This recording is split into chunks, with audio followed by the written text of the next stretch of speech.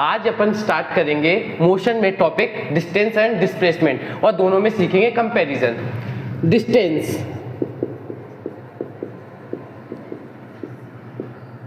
आखिर क्या होती है दूरी।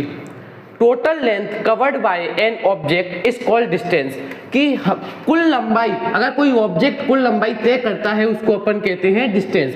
Total length covered by an object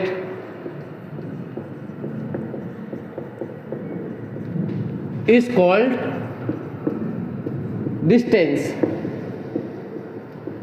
सबसे पहले डिस्टेंस की definition, total length covered by an object is called distance, कि कुल लंबाई एक ऑब्जेक्ट के द्वारा तय की गई उसको अपन कहते हैं दूरी। अब सीखते हैं डिस्प्लेसमेंट के बारे में।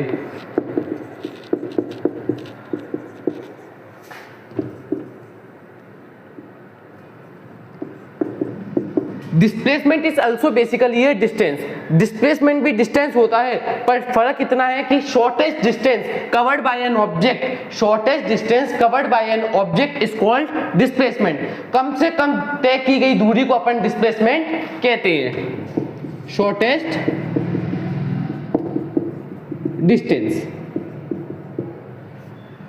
अब बेसिकली अपन कंपैरिजन सीखेंगे इसमें डिस्टेंस और डिस्प्लेसमेंट के बीच में। डिस्टेंस टोटल लेंथ, कहीं भी टोटल लेंथ की बात होगी तो उसको कहते हैं अपन डिस्टेंस। टोटल लेंथ की बात यानी डिस्टेंस। शॉर्टेस्ट डिस्टेंस की बात हो या शॉर्टेस्ट पाथ की बात हो तो कहते हैं उसको डिस्प्लेसमेंट। For example,